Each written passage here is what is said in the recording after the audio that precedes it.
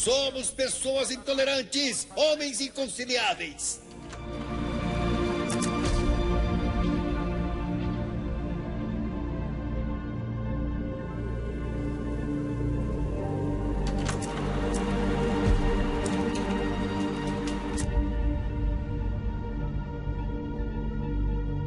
Estamos com Hitler até o fim! Viva a Alemanha! Viva a Alemanha! Viva a Alemanha!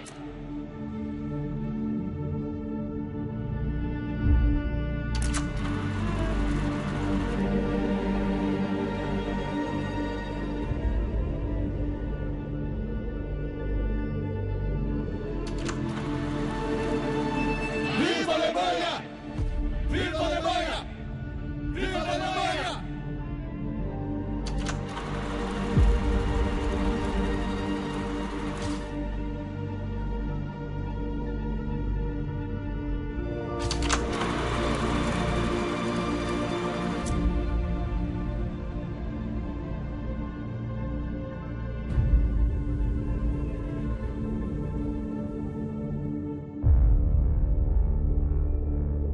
O inverno mais frio.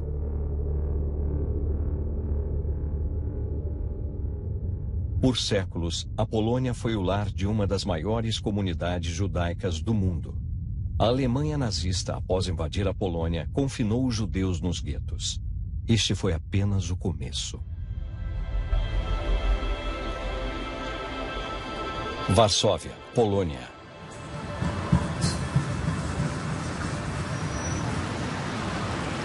Minha mãe entrou para a resistência quando ela tinha 13 anos de idade e ela fez o começo do serviço militar em 1940.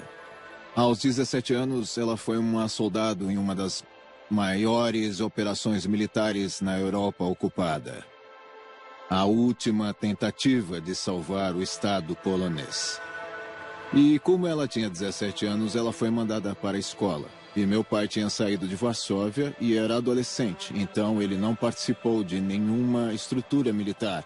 Mas seu pai era um membro das forças nacionalistas e foi morto, espancado até a morte pela polícia do regime comunista em 1946. Uma história típica de uma família polonesa. Buenos Aires, Argentina. Meu avô era de Lodz, uma cidade polonesa. Ele fugiu no último barco antes da guerra começar, no último dia de agosto do ano de 39. Ele perdeu na Shoah sua primeira filha, sua primeira esposa, seus pais e seus irmãos. Ele chegou na Argentina sem nada, só com esse peso no coração.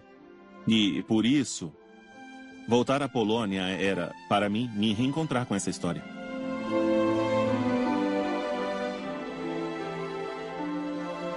A Polônia era, antes da guerra, um país bem pobre. O campo era pobre e, no período da guerra, ficou ainda pior. A comida era sempre escassa e, nos guetos, a situação era simplesmente trágica. Sem aquecimento, sem medicamentos, e esses eram alguns dos motivos para a altíssima taxa de mortalidade. Alguns fragmentos do muro do gueto, ou dos lugares onde o muro do gueto passava, estão marcados com estas placas em inglês e em polonês. Não foi possível marcar todo o percurso do muro do gueto porque, primeiro, ele era muito longo e, além disso, eles mudaram muitas vezes o muro de lugar.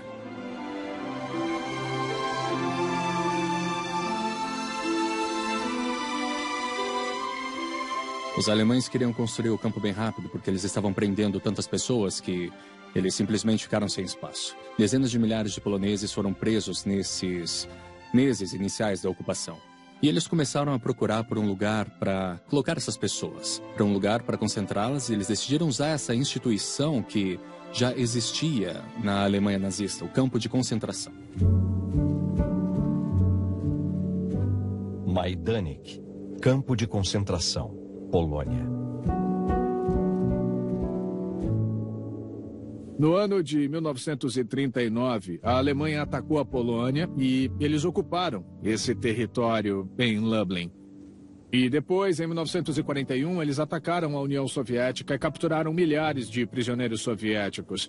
E é por isso que, em 1941, eles organizaram um campo que, no começo, foi projetado para os prisioneiros de guerra soviéticos. Mas depois, ainda em 1941, 1942, muitos prisioneiros de grupos diferentes foram trazidos para Majdanek. Em 42, quando se inicia o que se chamou de a solução final, Hitler tinha invadido a União Soviética em 41. E o Japão tinha entrado em guerra com os Estados Unidos, e com isso Hitler declarou guerra aos Estados Unidos. Era o pior momento da guerra. E foi então que ele decidiu iniciar imediatamente o extermínio de 6 milhões de judeus. Essa situação, na qual eles se importavam mais com matar judeus do que ganhar a guerra, isso é algo único na história da humanidade.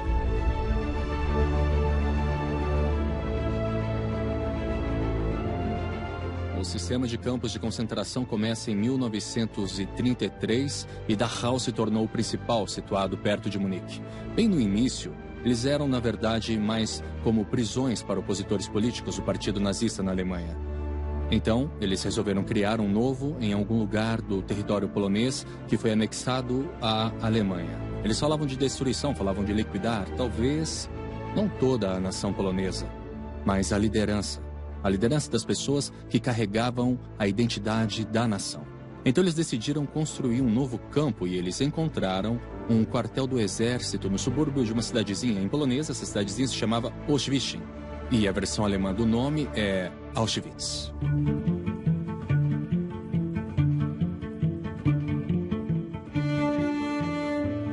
A história desses campos começa no lugar que hoje chamamos de Auschwitz I. A data que nós consideramos o começo da história desse lugar é 14 de junho de 1940, quando 728 prisioneiros políticos poloneses foram deportados pelos alemães de Tarnów.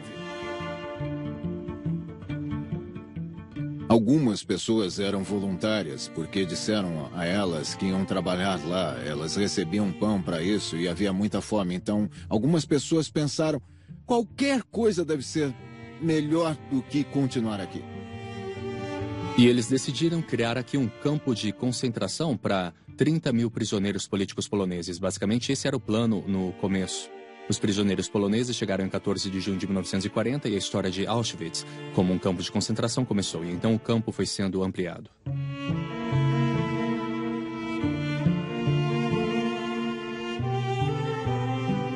Muitas pessoas sobreviveram à guerra escondidas em algum lugar, às vezes sem ver o sol por 3 anos. Porque estavam escondidas em porões e recebiam comida e roupas, mas elas não podiam sair nem serem vistas por ninguém. Algumas pessoas faziam isso por dinheiro e os judeus pagavam a elas por se arriscarem. Mas, antes de mais nada, você precisa entender que isso era um risco gigantesco.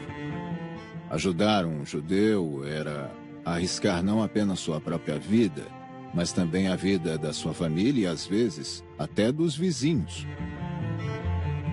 Depois eles começaram a pensar em fazer mais expansões, principalmente no outono de 1941, quando chegaram informações a Auschwitz de que eles deviam esperar a chegada de muitos prisioneiros de guerra soviéticos, de soldados soviéticos. É por isso que eles decidiram construir um segundo campo, o de Birkenau, para conseguir receber 125 mil pessoas, que era o planejado.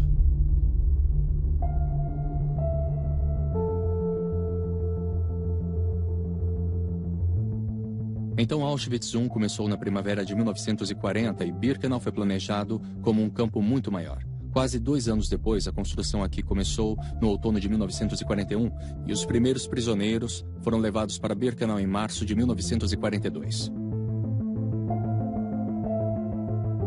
O local em que o campo foi construído era a área de um vilarejo destruído. Todos esses tijolos e elementos de madeira vêm de casas que foram destruídas pelos prisioneiros. E eles usaram esses materiais para fazer casernas. E em cada caserna dessas dormiam ao menos 700 prisioneiros, e às vezes até cerca de 1.000 pessoas. A população judaica inteira da Europa era calculada em 12 milhões. A Polônia era o lar de 3,5 milhões de judeus. Nas repúblicas ocidentais da União Soviética, havia outros 2,5 milhões. Isso quer dizer que metade do total da população judaica da Europa estava morando em uma área relativamente pequena da Europa Central. Então era muito mais barato trazer 700 mil judeus franceses até a Polônia do que levar 3 milhões de judeus poloneses para outro lugar. Então o motivo pelo qual o Holocausto aconteceu aqui é que aqui tinha mais para destruir do que em qualquer outro lugar do mundo. No momento em que se reúnem os principais comandantes nazistas do que vai ser a solução final em Wannsee, em 1942, eles já tinham roubado tudo dos judeus, já tinham lhes tirado todos os direitos. E os judeus, pelas leis de Nuremberg, já tinham deixado de fazer parte do povo alemão. E não havia nenhuma necessidade de fazer nada contra eles para lhes tirar o que já tinha sido tirado. O extermínio era totalmente desnecessário. Não havia rebeliões judaicas, não havia partidos políticos judeus, não havia contato entre os judeus e o resto das potências que estavam em guerra contra a Alemanha. Podiam tê-los usado como escravos, podiam tê-los usado como soldados, podiam tê-los deixado isolados nas fronteiras do Reich. Havia dezenas de soluções mais convenientes para os nazistas do que o extermínio. Isso não teve nenhuma relação nem com a ganância, nem com a vingança, porque não havia do que se vingar. Não havia um conflito entre judeus alemães e alemães não judeus. Não existia o conflito.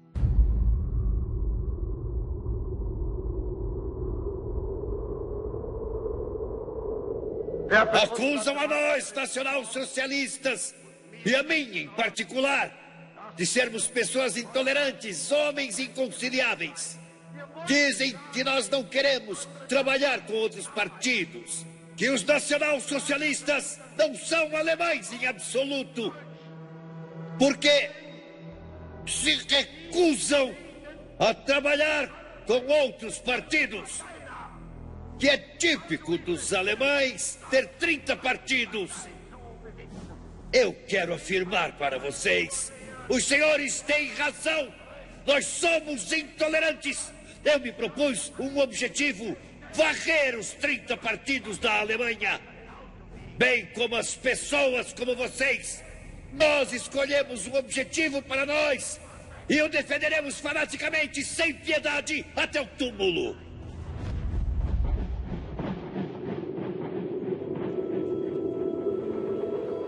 O trem, geralmente com 60 vagões de extensão, era então desconectado em 3 partes, de 20 vagões de cada vez.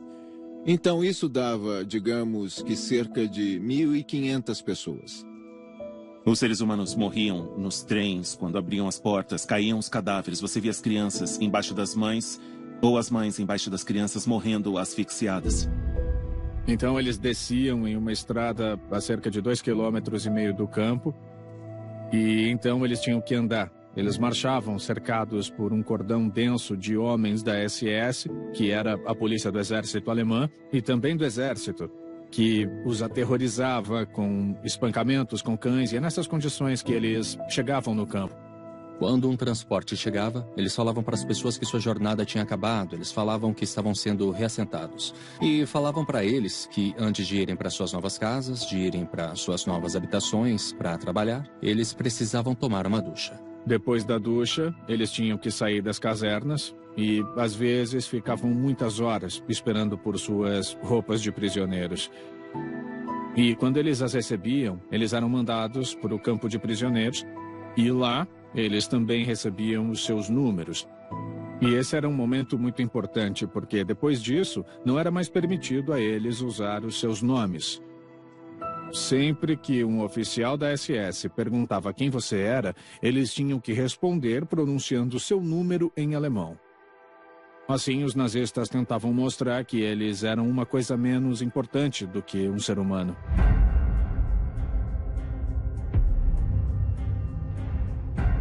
Os homens e meninos mais velhos ficavam de um lado e as mulheres e crianças do outro. E então os médicos da SS, que eram médicos de verdade em uniformes da SS, começavam aqui o processo da seleção. As famílias eram separadas e as pessoas não sabiam que este era o último momento em que iam ver umas às outras, em que maridos iam ver as esposas, em que pais iam ver os filhos, em que os filhos iam ver seus pais. Então, este era o momento crucial da história das pessoas que chegavam aqui, porque este era o momento derradeiro.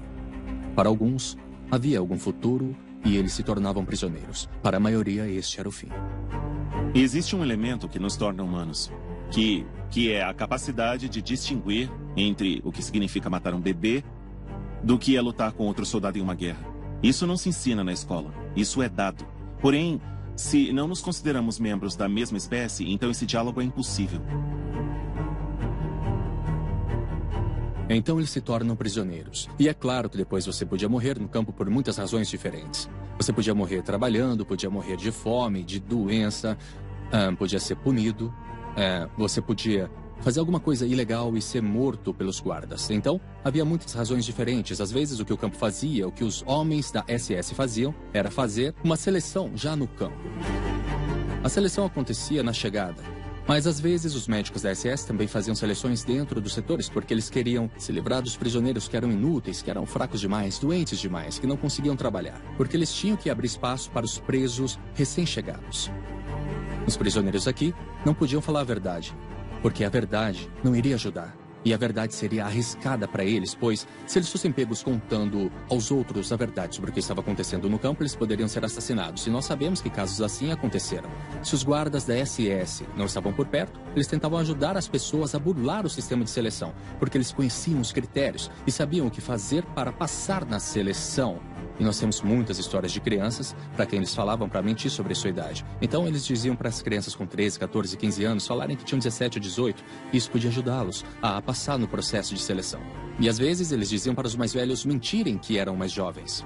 As pessoas que eram selecionadas no campo sabiam exatamente o que ia acontecer com elas, porque quando elas se tornavam prisioneiras, elas descobriam sobre o extermínio, porque elas começavam a fazer perguntas. O que houve com a minha mãe? O que houve com os outros? E os outros prisioneiros davam essa informação para eles, e eles finalmente descobriam o que era esse lugar.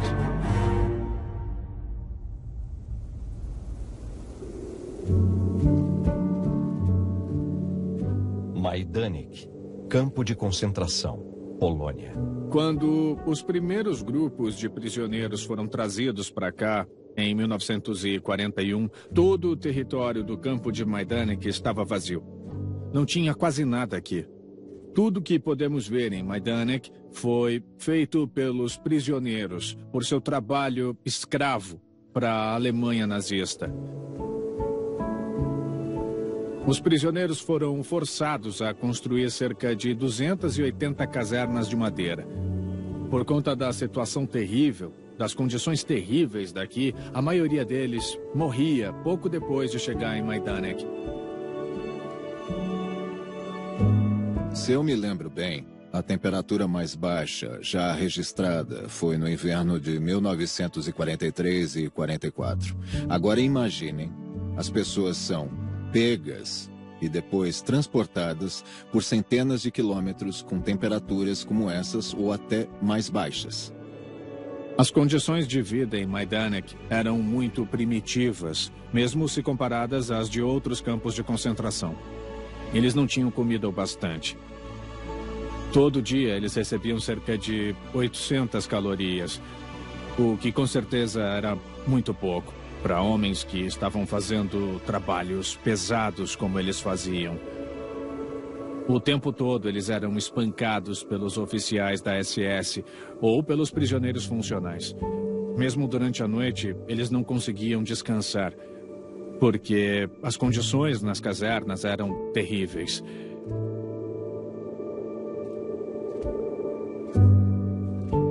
Em teoria, 250 pessoas deveriam viver juntas em uma só caserna. Mas no pior momento, que foi em 1943, até 500, ou de acordo com algumas memórias, até 700 prisioneiros tinham que viver juntos em uma mesma caserna. E o espaço simplesmente não era grande o bastante para uma quantidade tão grande de pessoas. Sobreviver ao inverno era a parte mais difícil, eu acho, da vida dos prisioneiros. As pessoas talvez não morressem congeladas, mas ficavam com queimaduras de frio nas pernas, nas mãos. E mesmo se isso não matasse elas diretamente, elas não conseguiam trabalhar, não conseguiam andar tão rápido, elas apanhavam mais, sofriam mais e morriam mais rápido. O sistema de aquecimento deles era o corpo das pessoas. Dentro de casernas como essa, você tinha 400, 500 pessoas. Às vezes eram 6 ou 7, mas às vezes eram mais de 10 pessoas dormindo em cada beliche. E as pessoas tentavam ficar juntas para se aquecerem. Elas também tentavam ficar juntas do lado de fora, em grupos de pessoas, para se abraçarem, para ficarem perto uma das outras. Porque sobreviver ao inverno nessas condições é uma coisa simplesmente inimaginável. E todos os prisioneiros tinham apenas os seus uniformes listrados, que não davam a eles nenhuma proteção contra o tempo. Então eles só ficavam tentando colocar algum material adicional ali, como palha e outras coisas por baixo de suas roupas. Mas isso era uma prática ilegal, e se os oficiais da SS notassem isso, eles seriam punidos, seriam espancados ou até mesmo mortos. Mortos por esse tipo de prática que era considerada ilegal. Sabemos que havia alguns grupos que tinham alguns privilégios. Por exemplo, grupos que a SS usava para trabalhar para eles. As SS usavam prisioneiros para fazer tudo para eles. Eles eram garçons nas cantinas, eram faxineiros, datilógrafos. É óbvio que os homens da SS não queriam ter ali do lado deles prisioneiros que estavam sujos, fedidos e cheios de piolho. Então eles mantinham esses prisioneiros em condições melhores e, por exemplo, eles podiam ter algum aquecimento, alguma coisa para aquecê-los nas casernas.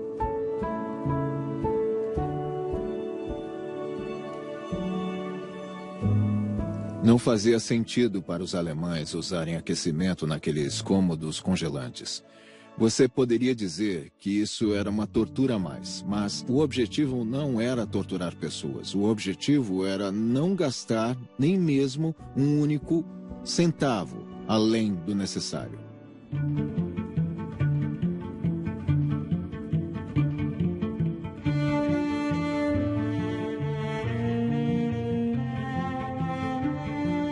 Nós temos histórias de sobreviventes que nos contam que a latrina era um lugar muito estranho, porque os guardas da SS nunca queriam estar lá, porque elas eram tão horríveis, tão fétidas, tão sujas. Então isso às vezes dava um pouco de espaço para os prisioneiros fazerem coisas que seriam consideradas ilegais, como falar, ou rezar, ou organizar alguma coisa, como se reunir com os outros e planejar alguma coisa. Então a latrina também dava essa possibilidade e os prisioneiros tentavam usá-la.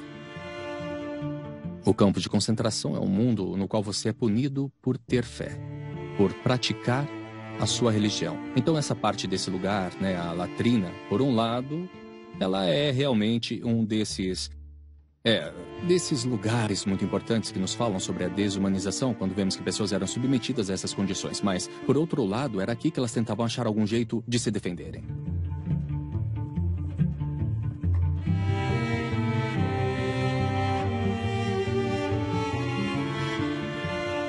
Em primeiro lugar, nós vemos uma caserna típica, mas ela tem sua própria história especial. Porque 2 vezes na história de Birkenau, ela foi uma caserna para crianças. Esses desenhos foram feitos aqui por alguns dos prisioneiros que queriam fazer deste local um lugar mais tolerável para as crianças daqui. É um gesto incrivelmente singelo, porque no mundo da desumanização, com as pessoas sofrendo terrivelmente, nesse mundo em que as crianças estavam morrendo, alguns dos prisioneiros tentaram ajudar as crianças. Não salvá-las, porque eles não tinham como fazer isso, mas eles queriam criar um lugar que fosse um pouquinho mais amistoso para elas, um pouquinho mais tolerável para elas. E se estamos falando da história de Auschwitz como a história da desumanização, a história desses desenhos e a história das vítimas tentando ajudar as crianças é a história da força humana e também da vontade de tentar proteger o que há de humano em nós.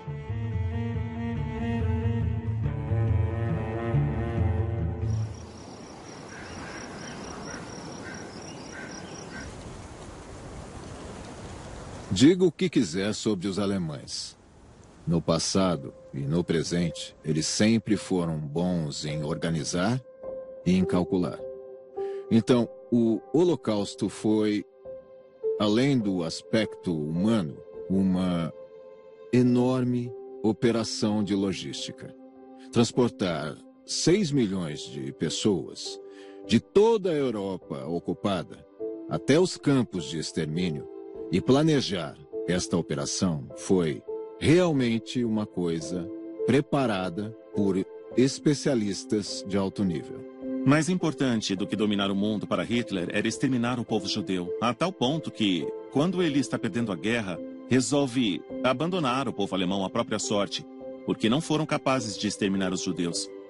O testamento político de Hitler diz que o povo alemão não esteve à altura de sua grande tarefa histórica, que era eliminar o povo judeu. E isso não sou eu, foi ele que disse. Ele sim fala de povo alemão, eu falo de nazistas. Não de uma nação, mas de nazistas.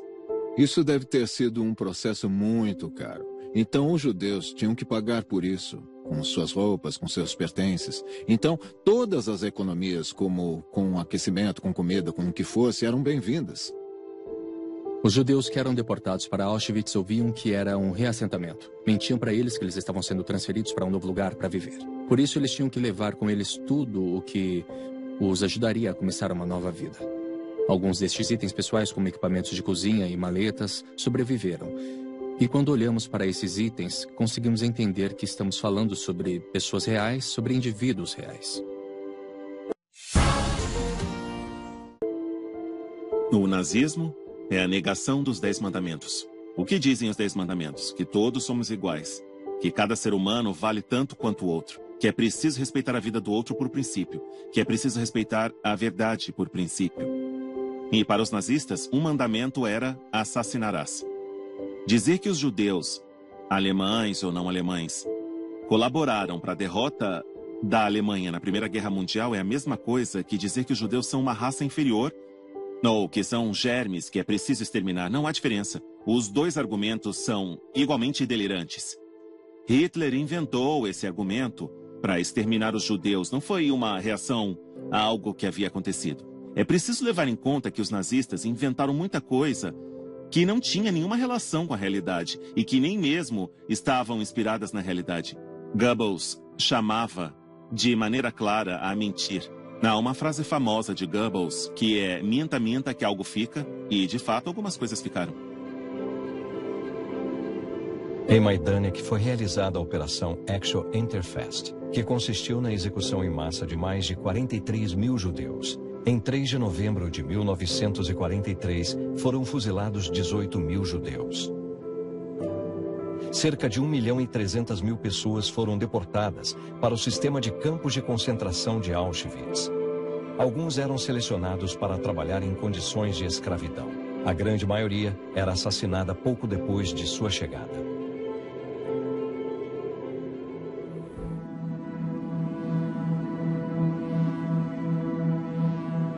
O problema do campo era sempre a falta de espaço.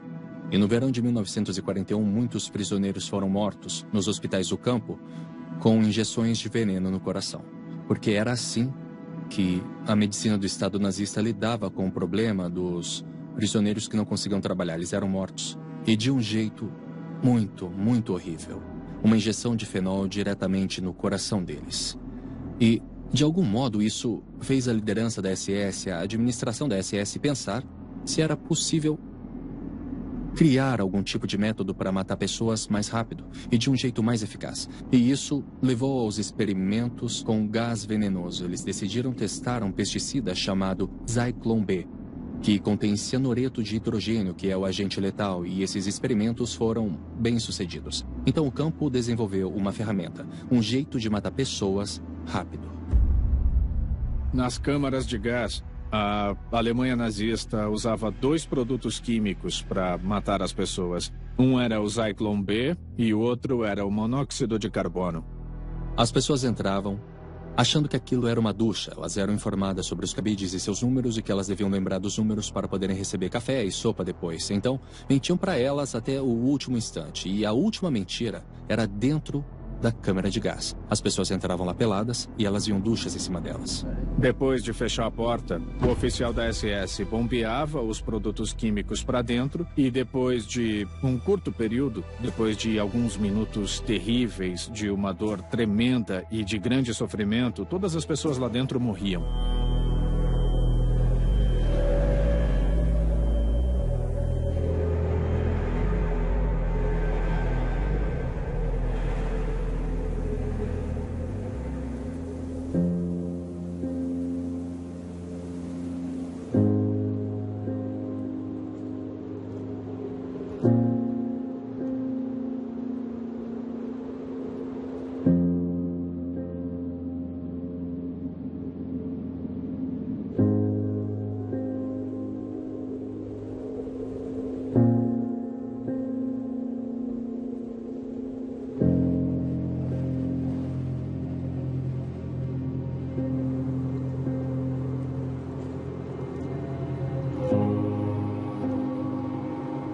Depois, os prisioneiros de grupos de trabalho especiais eram forçados a descer lá, abrir as câmaras e retirar todos os corpos das câmaras de gás. E eles tinham que carregá-los por cerca de 200 metros para fora das câmaras de gás, e lá eles queimavam os corpos, no que era chamado de pira crematória.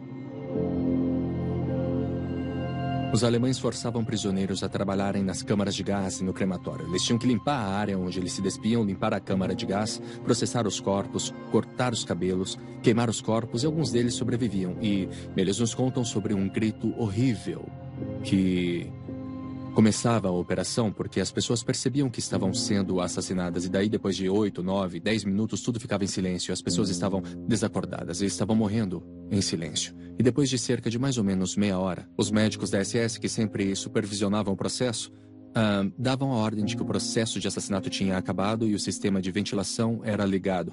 E então, depois de alguns instantes, os prisioneiros começavam seu trabalho. O cabelo era cortado, porque o cabelo era vendido pelo campo para fábricas têxteis fora dele, para ganharem um dinheiro a mais, com a exploração dos corpos dos mortos. E isso mostra essa eficiência horrível desse sistema, em que nada é desperdiçado, em que tudo que poderia dar lucro para a instituição do campo é usado.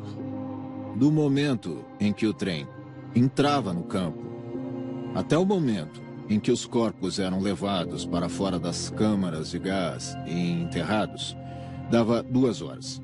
2 horas era o tempo necessário para matar 1.500, 2.000 pessoas. A única diferença entre um campo de concentração naquela época e um campo de extermínio era a hora da morte. As pessoas que eram presas em Auschwitz não tinham uma data para serem soltas. E, basicamente, o destino final delas era a morte. Em um campo de extermínio, as pessoas eram mortas assim que chegavam. Todo esse tempo, falar sobre essa ação de matar pessoas na câmara de gás de Majdanek era algo secreto e proibido. A maioria das vítimas nem era registrada nos documentos dos campos. E é por isso que não sabemos exatamente quantas pessoas foram mortas lá. E nós não sabemos seus nomes, só alguns nomes.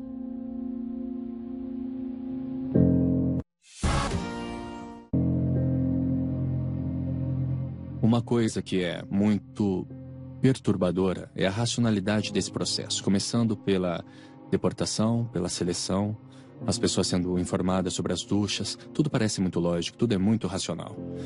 E isso é a parte assustadora, ver que as pessoas podem odiar tanto um ao outro, desenvolver ideologias de ódio aos diferentes, de preconceito, estereótipos e ismos, como antissemitismo, racismo e outros. Que as pessoas são capazes de construir uma estrutura como essa, que as pessoas podem chegar ao ponto em que elas odeiam tanto um ao outro que elas constroem câmaras de gás para matá-las, e isso acreditando que estão fazendo uma coisa boa. Os nazistas assassinaram mais de 11 milhões de pessoas. 6 milhões eram judeus. Quase 2/3 da população judaica da Europa foram exterminados.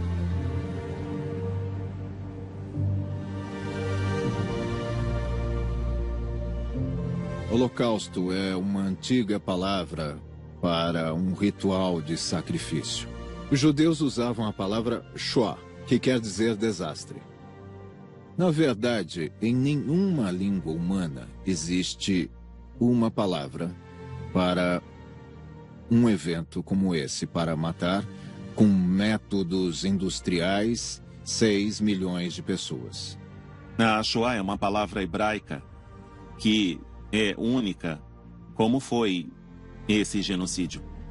A diferença entre o Holocausto e Shoah é que o Holocausto é um sacrifício, é uma oferenda a alguém. Você entrega algo no Holocausto.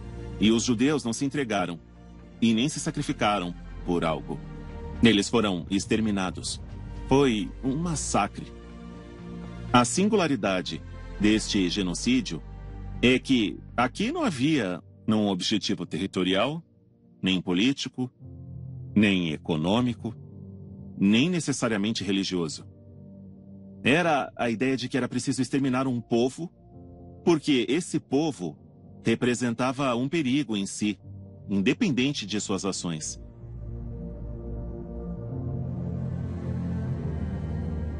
O ser humano é especialmente preparado para ser o lobo do homem, não necessariamente para ajudá-lo.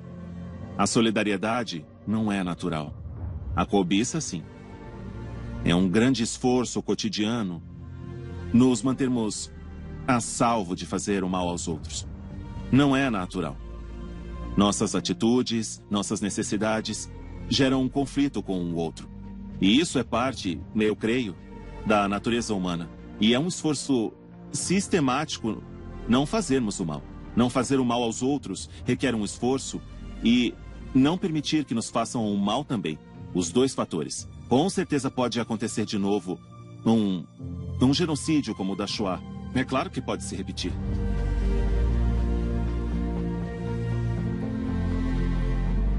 A Polônia de hoje, nossa intelectualidade, nossa história, é uma continuação de nosso passado. Nós podemos ter orgulho de nossos ancestrais.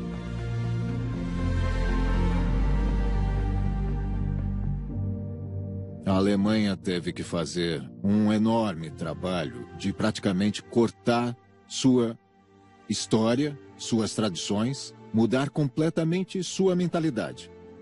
E eles fizeram isso. Sobre os nazistas, havia um feitiço, para dizer de uma maneira delicada, uma ilusão de que exterminando os judeus iam exterminar os 10 mandamentos. E eu acho que esse é um dos elementos que explicam por que eles se lançaram contra os judeus. Você não pode acusar nenhum alemão contemporâneo pelo que o avô ou o pai fez. Mas se ele não se interessa pelo que o avô ou o pai fizeram, ele vai ser, de certo modo, cúmplice por omissão. Você pode falar, bom, mas você não tem a obrigação de se interessar, mas sim, você tem a obrigação. E por quê? Porque sim. Do mesmo modo que não assassinar, não mentir e não roubar, quando você é descendente de uma cultura, de uma nacionalidade, de uma identidade que executou essa barbárie. Você tem a obrigação de se responsabilizar e de garantir que isso não se repita.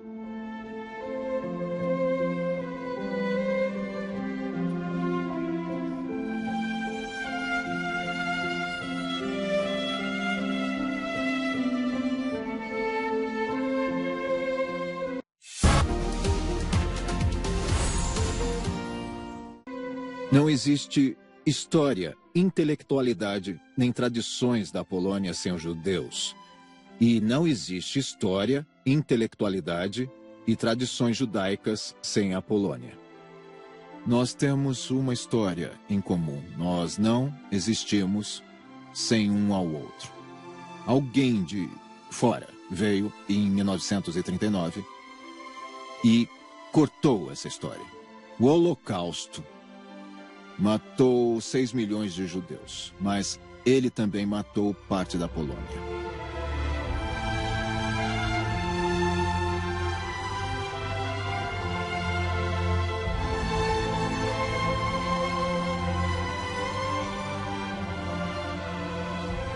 Para o povo judeu, eu acho que a Polônia é um grande cemitério, em primeiro lugar. E, finalmente, a Polônia é história. Eu acho que nenhum judeu vai passar férias na Polônia. Na Polônia é a história da Shoah. E houve muitos poloneses nazistas. Muitos poloneses que foram muito ativos na colaboração com os nazistas. E também houve poloneses que lutaram contra os nazistas. Por isso, não é a nação polonesa.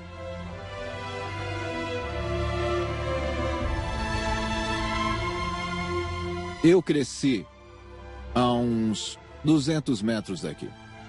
Então, um dia eu percebi que existe uma cidade inteira enterrada embaixo da estrada.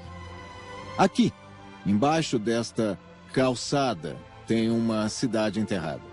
E eu não preciso buscar civilizações extintas na América do Sul ou no Egito. Eu tenho uma civilização extinta aqui, embaixo dos meus pés.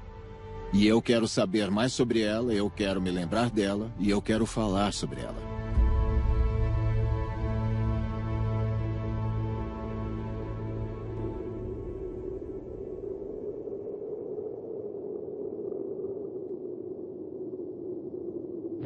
Em memória de todas as vítimas do Holocausto e de todas as pessoas que foram mortas por causa de guerras, perseguições da intolerância, do racismo e da barbárie perpetrados por outros seres humanos.